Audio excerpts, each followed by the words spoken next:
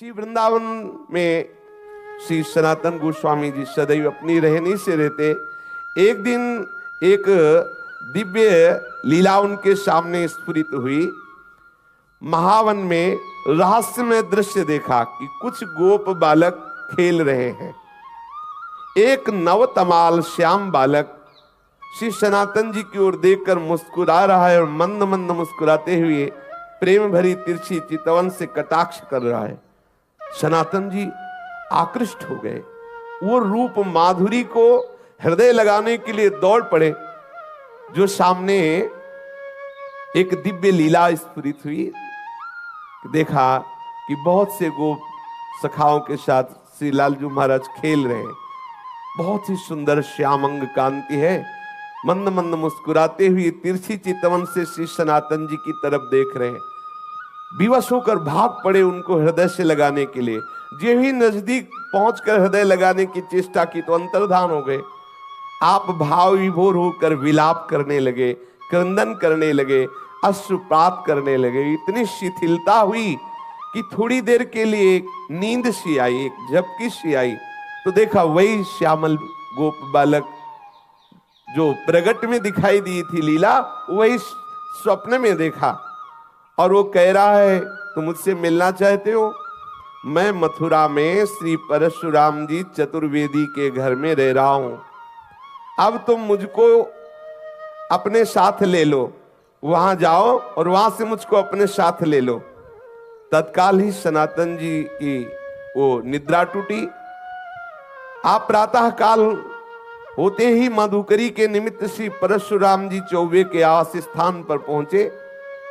वहां आपको उस बालक का श्री ठाकुर श्री मदन मोहन के रूप में दर्शन हुआ। जब उस घर में पहुंचे तो सुंदर सिंहासन पे श्री मदन मोहन ठाकुर जी विराजमान थे। जे ही दृष्टि की तो वही बालक जो महावन में गोप सखाओं के साथ खेलते देखा, जो स्वप्न में आदेश देते देखा, वही देखा कि ठाकुर मदन मोहन जी के रूप में वो विराजमान है। ओहो, ये तो ठाकुर मदन मोहन जी हमारे साथ ऐसी लीला कर रहे थे। आप एकटक दर्शन करते हुए आसक्त चित्त हुए।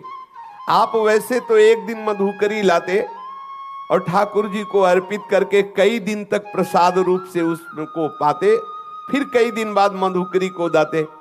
लेकिन मदन मोहन जी के दर्शन के लोभ से आप प्रतिदिन उसी घर में जाने लगे माधुकरी के लिए। और मदन मोहन जी के दर्शन करते और घंटों खड़े दर्शन करते हुए अश्रुपात करते रहते। एक दिन घर की वृद्धा माता ने देखा कि नेत्र में नेत्र मिलाए हुए ठाकुर के घंटों खड़े हैं, अश्रु प्रवाह हो रहा है। आपकी ऐसी प्रेममयी दशा देख के, बाबा इनको देख रहे हो? बाबा इनको मत देखो, ये सर्वनाश कर देते हैं। बहुत वैसे ठाकुर हैं। उस मैया ने कहा। तो श्री सनातन गोस्वामी ने उस मैया की तरफ देखा, बोले सुनो, मेरा बहुत बड़ा कुटुंब था, खूब घर भरा हुआ था संपत्ति से, जन से, परंतु ये जब से आया हमारे घर में इसने सब नाश कर दिया। मेरा परिवार मिट गया, मेरी सब संपत्ति चली गई, केवल मैं अकेली रह गई। ऐसा ही होता है, अकेला ही रखता है। इसीलिए कल की चर्चा में था, पूज्यपाद श्री रूप गोस्वामी जी कहते हैं कि अगर अपने परिवार से मोह ममता हो तो श्री राधा गोविंद देव जी से आंख मत मिलाना। यदि आंख मिला लिया तो किसी काम के नहीं रहोगे। ठीक ऐसे ही ये श्री मदन मोहन ठाकुर जी की लीला है। उस मैया ने कहा कि सब कुछ नष्ट हो गया जब से आया है, केवल मैं अकेली रह गई हूं। सनातन जी ने वही अश्रु प्रवाह, अनुराग से भीनी हुई नेत्र, कहा माता जी तुम इसका परिचय मत दो, मैं जानता हूं मेरी भी यही दशा हो गई है। जब से इसने नजर की तब से सब नाश हो गया। और क्या, राजमंत्री थे, नजर हुई, कहां पहुंचा दिया। एक गुदड़ी करवा और भाव में मगल। ये विनोद है महापुरुषों का। समस्त मलिनता माया की जो हमें घेरे हुए है, जब ठाकुर का कृपा कटाक्ष होता है तो उससे बिलक करके अपनी लीला में प्रवेश दे देते हैं, जो चिदानंदमयी है, जो एक रस लीला है।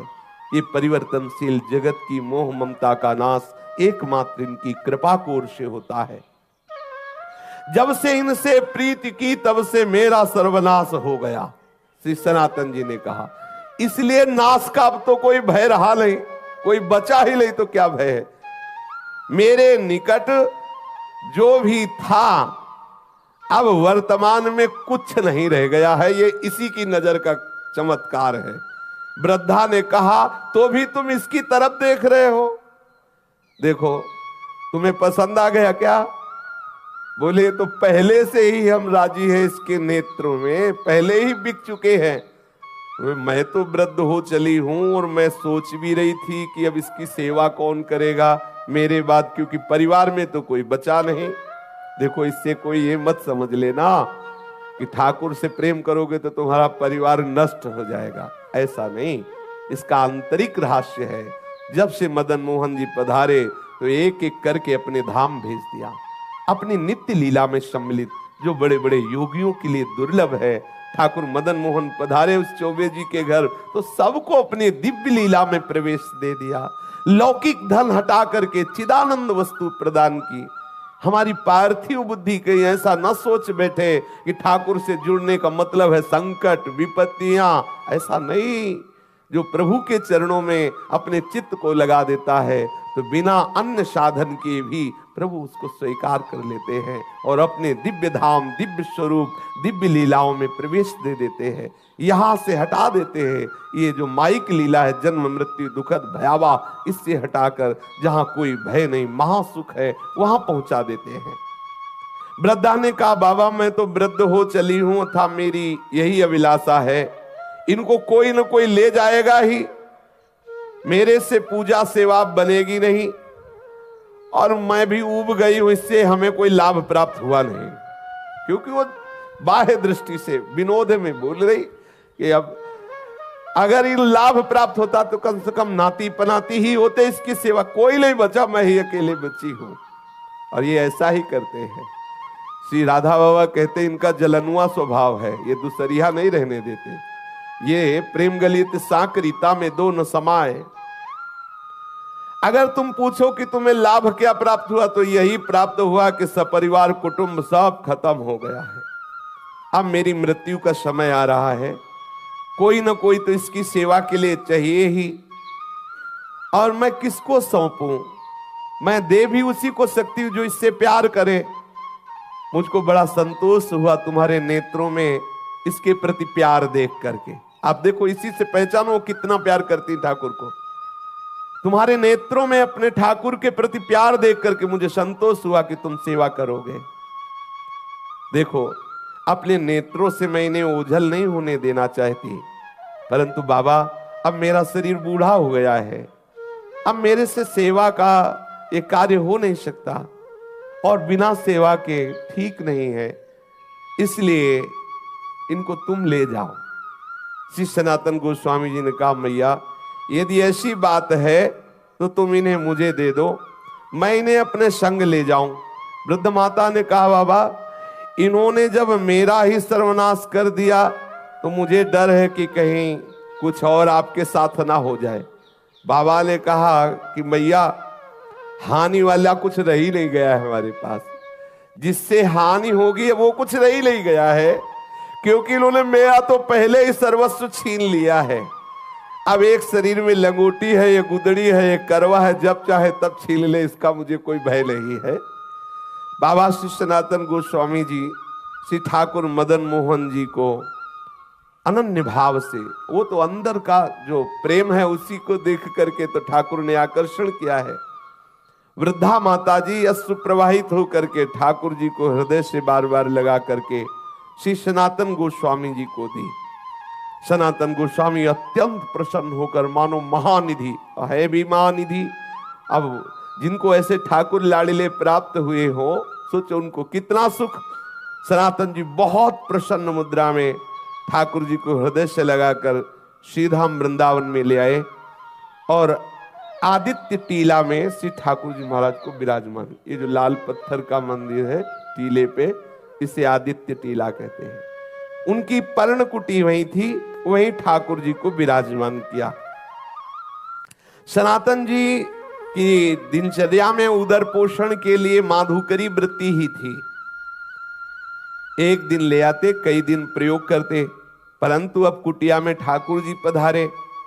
अब श्री सनातन जी श्री ठाकुर जी के भोग के लिए आटा मांग के लाते और उपला बिन लेते और उसी आटे का गोला बनाकर उपला में पका लेते और ठाकुर जी को अर्पित करते और वही प्रसाद पाते। वैसे तो कई कई दिन तक मां धुकरी का भोग लगा के पाते, लेकिन जब से ठाकुर मदन मोहन आए तो रोज आटा लाते और उसी का बाटी बनाकर ठाकुर को अर्पित करते। ठाकुर जी को जब भोग अर्पित करते तो ठाकुर जी मुंह बनाते, क्योंकि चौबे जी के यहाँ मलाई रबड़ी पाले वाले प्रसिद्ध है, मथुरा के चौबे, वहां तो खूब सुंदर राजभोग चलता रहता है। आज भी है, शाम के भांग छानेंगे फिर उनका प्रसाद देखो शाम वाला। हाँ, उनके लीवर की अलग से रचना है, वो मतलब सबके पचले की बात ले, वो अलग होता है, भगवान बना के भेजते हैं वैसा। हमने तो सुना है, देखा तो है नहीं कि 2-2.5 किलो रबड़ी कोई ज्यादा नहीं है, ऐसा सुना है कि ऐसे हाँ ऐसा सुना है कि वो जब भांग छली होती ना 2-2.5 किलो ऐसा हमने सुना। तो ठाकुर जी रबड़ी छालने वाले अभी यहाँ सूखी बाटी, उसमें नमक भी नहीं, अब कुछ कह नहीं सकते लेकिन मुंह बुलाते ठाकुर जी, जो ही ऐसे बाटी रखते। ठाकुर एक दिन हिम्मत करके ठाकुर जी, देख लो ये प्रेम का बल, जैसे कोई बच्चा डरता है ना बड़ों से, ऐसे ठाकुर जी डरते थे श्री सनातन गोस्वामी से। थोड़ा डरते हुए कहा, बाबा ये सूखी बाटी गले से उतरती नहीं है, आप ये जली जली बाटी हमको भोग लगाते हो, हमारा उधर भी काम नहीं कर रहा हो, गले से सरकती नहीं है। अरे इतना नमक तो डाल दिया कर, इतना नमक डाल दिया कर। श्री मदन मोहन जी के मुख से सुनकर के सनातन जी मुस्कुराए और बोले, देखो हमें महाप्रभु ने आदेश किया है कि वृंदावन वैराग्य से रहना। अब मैं समझ गया कि आप मुझे फिर फंसाना चाहते हो, चटोरा स्वभाव है आपका, वैसे ही बाल्यपन से चटोरा स्वभाव। कभी यशोदा मैया के द्वारा दिए हुए माखन से तृप्त नहीं होते थे, जब तक 10-20 घरों से गोपियों के यहाँ जाकर के बाल लीला करके 10-20 घरों से नहीं पाते। तो हमें पहले से पता है आपकी चटोरा स्वभाव है, और वैसे भी चौबे जी के यहाँ भोग लगता रहा, लेकिन ये बात समझ लो कि यहाँ ये व्यवस्था नहीं हो पाएगी। आज आप कह रहे हो कि थोड़ा सा नमक मांग के लाना, फिर कहोगे बाबा नमक तो हो गया, अगर थोड़ा घी में डुबो के तो गला सीज जाएगा, फिर कहोगे बाबा थोड़ा मीठा बूरा मिला दो, तो हम इसी चक्कर में कहां तक व्यवस्था करेंगे। कभी तुम घी कहोगे, कभी बूरा कहोगे, तो इसलिए महाराज मैं तो महाप्रभु की आज्ञा के अनुसार ही रहूंगा वैराग्य से। और आप ये जो मांगे रख रहे हो, ये मांग आप अपना चाहो तो पूर्ण कर लो, हमारी तरफ से व्यवस्था होने वाली नहीं है, मैं वैराग्य पूर्ण ही रहूंगा। श्री सनातन गोस्वामी जी से ऐसा ठाकुर जी ने उत्तर सुना, तो उन्होंने कहा तुम फिर मुझे आदेश देते हो कि मैं अपनी व्यवस्था कर लूं। ठाकुर जी ने हाँ बोले, आप व्यवस्था अपनी कर लो, हमें कोई परेशानी नहीं है। ठाकुर जी प्रसन्न हो गए, ठीक है आप वैराग्य से रहो, हम व्यवस्था कर लेते हैं। श्री सनातन गोस्वामी जी ने श्री ठाकुर मदन मोहन जी को कह दिया कि आप अपनी व्यवस्था कर लीजिए। तो उसी समय मुल्तान देशवासी कोई रामदास जी नाम के जो एक कपूर परिवार के विशाल नौका में विविध रत्नों और सैंधव नमक, काबुल के मेवा इत्यादि भरी हुई, वैसे पहले यमुना जी से ही व्यापार आदि के लिए नौका यात्रा के द्वारा आना जाना होता था। तो वो आगरा जा रहे थे, जिसमें मेवा भरी हुई थी, सेंधा नमक भी था और विविध प्रकार के रत्न भी थे। बहुत बड़ी नौका थी, जिसे नरवाहन जी के चरित्र में आता कि 600 सैनिक तो उस जैनी की नौका की व्यवस्था में थे और बहुत सा वो व्यापार की सामग्री लिए। तो मतलब कोई ऐसी नौका नहीं कि 10-5 लोग बैठे हों, ऐसी नहीं, विशाल नौकाएं और उसमें संपत्ति।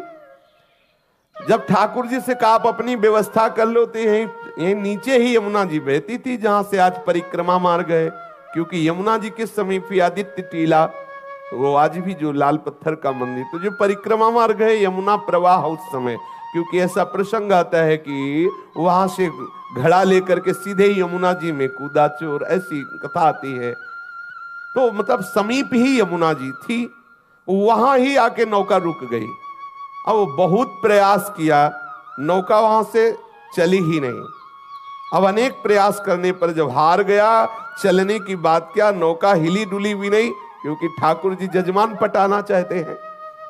अब श्री रामदास जी कपूर परेशान हो गए, तो ठाकुर जी ही एक गोप वेश बालक का धारण करके गए और कहा, रे सुन, ये नौका ऐसे नहीं निकलेगी, अगर तुझे नौका निकालना है तो देखो वो संत भगवान बैठे उस वृक्ष के नीचे, सनातन गोस्वामी जी के लिए कहा, वहां जा दंडवत कर, कुछ मनौती मान तो नौका निकल जाएगी, हम तुमको पक्की सलाह देते हैं। अब वो श्री सना, और ये कौन बालक, वही है ठाकुर जी पटार है, नाव रोका और भेज रहे हैं, पर बिना सनातन जी के। ये देखो इनका दुलार देखो, ठाकुर कितना अपने जनों को प्यार करते हैं। वैसे ये सबके साहब हैं, लेकिन जो इनकी दास्ता स्वीकार कर लेता वो ठाकुर अपना साहब उसे बना लेता है। कैसा करुणामय है। नरसिंह मेहता जी के लिए देखो, अपने को सेवक कहा, जब कभी आदेश हो स्वामी निसंकोच होकर आदेश करना, ये सेवक सदैव आपकी सेवा में तत्पर है। श्री द्वारिकाधीश जी ने ऐसा नरसिंह जी के लिए कहा। सबका साहब अपने सेवकों का सेवक बन जाता है, अपने सेवकों को साहब बना लेता है। जाकर के सनातन जी की शरण में उनसे अनुनय विनय करो, तुम्हारी नाव निकल जाएगी। रामदास कपूर तत्काल जिधर उस गोप बालक ने संकेत किया था वहां गए। श्री सनातन गोस्वामी जी बैठे हुए श्री प्रिया प्रीतम के चिंतन में डूबे हुए थे। उसने आकर साष्टांग प्रणाम किया, वस्त्रपात करते हुए कहने लगा, मेरी रक्षा करो, मैं एक व्यापारी हूं, मेरी नाव फंस गई, मैंने हर उपाय करके देखा, ब्रजवासियों को बुलाकर निकालने की चेष्टा की, नहीं निकली, आप कृपा कर दो, मैं आपके पास आया हूं किसी ब्रजवासी के कहने पर। ध्यान किया सनातन गोस्वामी जी ने कि कौन ब्रजवासी ने भेजा, पता चला ठाकुर मदन मोहन ने। बोले समझ गए, अच्छा जजमान पटा लिया है। श्री रामदास जी ने जब सनातन जी से ऐसा कहा तो सनातन गोस्वामी जी ने कहा कि भैया वो बैठे पर्णकुटी में, वो जो बैठे ना, आप जाओ उनके सामने कुछ मनौती मानो, जाके उनके सामने मनौती मानोगे तो नाव निकल जाएगी, क्योंकि जान गए कि ठाकुर जी ने ऐसी लीला की। सनातन गोस्वामी ने कहा नाव तभी निकल सकती है जो पर्णकुटी में विराजमान ठाकुर जी है उनके सामने कुछ निवेदन करो जाके। श्री रामदास जी ठाकुर जी मदन मोहन के सामने गए, देखते ही आसक्त हो गए। इतना सुंदर रूप ठाकुर श्री मदन मोहन जी का, और जैसे कोई संकल्प करवा रहा हो, वो कोई चेष्टा नहीं करे, अंदर से आया नौका निकल जाए तो जितने रत्न जितनी मेवा मिश्र ये सब बिकने के बाद इससे मंदिर बनवा देंगे और आपके भोग राग की व्यवस्था कर देंगे। बस आए, सहज में नाव निकल गई, कोई धक्का भी ज्यादा नहीं लगाना पड़ा, क्योंकि रोका जिसलिए था इसीलिए रोका था। अब श्री रामदास कपूर जी सब सामान की बिक्री करके रत्न आदि को लेकर के आए और मदन मोहन जी का लाल पत्थर का जो मंदिर है उन्होंने निर्माण कराया और समुचित श्री मदन मोहन जी के राग भोग की व्यवस्था की। स्वयं ठाकुर जी ने अपने मंदिर को बनवा लिया और अपनी भोग व्यवस्था कर ली। सनातन जी सदैव अपने स्वरूप चिंतन में मगन रहते हैं, निरंतर श्री प्रिया प्रीतम के चिंतन में मगन रहते। एक श्री कृष्णदास जी ब्रह्मचारी नाम के इनके शरणागत हुए, जिनको उन्होंने मदन मोहन जी की सेवा पूजा कार्य में रखा, और आप तो सदैव लीला चिंतन में डूबे रहते। आज श्री मदन मोहन ठाकुर जी करौली राजस्थान में विराजमान है। श्री सनातन गोस्वामी जी का नित्य प्रति का नियम था, वृंदावन से पैदल जाना, श्री गोवर्धन जी की परिक्रमा करके पैदल आना कितना कठिन। अपने गिरिराज जी की परिक्रमा होने के बाद तो 10 कदम भी पैदल चलने की सामर्थ्य नहीं रह जाती। देखो कैसे महापुरुष यहां से पैदल जाते, गिरिराज जी की परिक्रमा दे करके पैदल आते। श्री ठाकुर जी ने जब देखा कि इनका शरीर बहुत वृद्ध हो गया है, फिर भी इनका नियम दृढ़ है, तो कहा कि अब आप मत आया करो, आपका शरीर वृद्ध हो गया है। तो उनका रहा नहीं जाता, ये प्रीति है, रहा नहीं जाता बिना परिक्रमा के, बिना आपके दर्शन के। तो श्री ठाकुर जी महाराज स्वयं प्रकट होकर के एक शिला प्रदान की, जिस शिला पर श्री ठाकुर जी का चरण चिन्ह अंकित है, और कहा बाबा तुम इस शिला की परिक्रमा कर लिया करो, इसकी परिक्रमा से तुम्हें संपूर्ण गिरिराज गोवर्धन की परिक्रमा का नियम पूर्ण हो जाएगा, वैसे ही आपको आनंद प्राप्त होगा। वो पावन शिला वर्तमान में श्री वृंदावन में श्री राधा दामोदर जी के मंदिर में विद्यमान है। सब लोग प्राय दर्शन करते हैं। प्रतिदिन आदित्य टीला से श्री सनातन गोस्वामी श्री गोपेश्वर महादेव जी के भी दर्शन करने जाते थे। तो महादेव जी ने देखा कि जब बहुत एकदम वृद्ध हो गए हैं, तब उनसे कहा कि तुम यहां रोज गोपेश्वर मत आया करो। बोले आपके दर्शन का नियम है, तो मैं मध्य में ही प्रकट हो जाता हूं। तो जो बनखंडी महादेव जी हैं, उस रूप में श्री गोपेश्वर महादेव जी प्रकट हो गए, और पूज्य श्री सनातन गोस्वामी जी उनके रोज दर्शन करते, बड़े ही अकिंचन। गौड़ देश में वर्धमान जिला के एक गरीब ब्राह्मण अपनी गरीबी से बहुत दुखित होकर धन प्राप्ति के लिए आशुतोष भूत भावन भगवान शंकर की आराधना की। भगवान शंकर जी प्रसन्न हुए और स्वप्न में आदेश किया कि जाओ श्री वृंदावन धाम में श्री सनातन गोस्वामी जी नाम के एक महापुरुष निवास करते हैं, उनके पास पारसमणि है, और श्री सनातन जी तुम्हें वो पारसमणि दे देंगे। ब्राह्मण देव को ऐसा भगवान महादेव जी ने आशीर्वाद दिया, जाओ। ब्राह्मण देव बड़े आनंद में मगन होकर श्री वृंदावन धाम आए, और यहां पता लगाया संतों से, पता चला श्री गोस्वामी श्री सनातन जी का। वो वहां गए, श्री गोस्वामी जी को देखा, श्री सनातन जी को, एक गुदड़ी, एक करवा और शरीर पे कौपीन। उनके मन में निराशा हुई कि जो खुद ऐसी गरीबी से रह रहे हैं, वो हमें पारसमणि क्या देंगे। भगवान शंकर के वचन तो झूठे नहीं हो सकते, और उन्होंने इन्हीं के लिए कहा है कि इनके पास जाओ तो तुम्हें धन बनाने वाली पारसमणि मिल जाएगी। अगर इनके पास पारसमणि होती तो ये ऐसे कैसे फटी पुरानी गुदड़ी, रज का करवा, एक लंगोटी लगी हुई। प्रणाम किया, बाबा मैं आपके पास आया हूं। सनातन जी ने कहा किस हेतु से आए हो। तो उन्होंने कहा कि मुझे भगवान शंकर ने भेजा है कि आपके पास पारसमणि है और आप मुझे प्रदान करें। सनातन जी ने कहा हाँ, मैंने कभी उसे छुआ तो है नहीं, पास तो है नहीं। यमुना स्नान करने जा रहा था तो एक दिन पैर से टकरा गई थी, तो वहीं उसे रेती से ढक दिया और पुनः यमुना स्नान किया,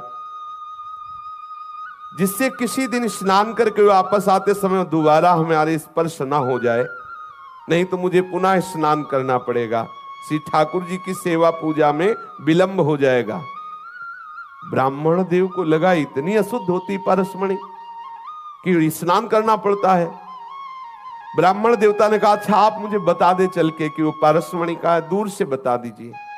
ब्राह्मण देव को श्री सनातन गोस्वामी ले गए और बोले इसी जगह कहीं थी, आप बालू हटाइए। तो जे भी वहां बालू हटाई, थोड़ी देर में ही तो देखा चमकती हुई पारसमणि। ब्राह्मण को लगा मैं परीक्षा करके देखूं कि कोई चमकदार पत्थर है या पारसमणि है। तो एक लोहे की कील में स्पर्श किया, तत्काल वो स्वर्ण की हो गई। बड़ा मन प्रसन्न हुआ कि भगवान शंकर का वरदान साक्षात्कार हुआ। परंतु द्वितीय उसके विचार तत्काल आया, एक मन में तो प्रसन्नता हुई, तत्काल द्वितीय विचार आया कि ये कैसे संत हैं, इतनी कीमती वस्तु को इतनी दूर किए हुए जिसके लिए मैं आनंदित हुआ, उसके लिए इनके हृदय में ऐसी उपेक्षा। सनातन जी इस अमूल्य पारसमणि का त्याग क्यों किए हुए थे? और इतना त्याग कि शरीर से स्पर्श हो जाए तो यमुना स्नान करना पड़ेगा। मुझे लगता है कि इनको पता नहीं कि ये पारसमणि क्या होती है।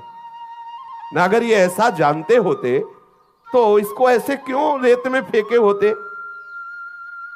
और इसमें क्या दोष है जो इन्होंने स्नान करने की बात सोची?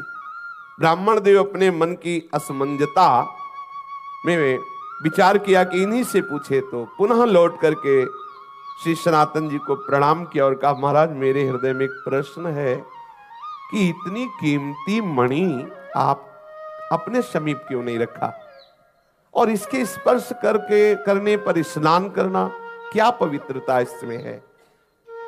ब्राह्मण को इस तरह बोलते हुए देख करके श्री सनातन गोस्वामी ने कहा कि बहुत दुर्गुण है इस पारसमणि में, न जाने कितनी मलिनताएं छुपी हुई हैं।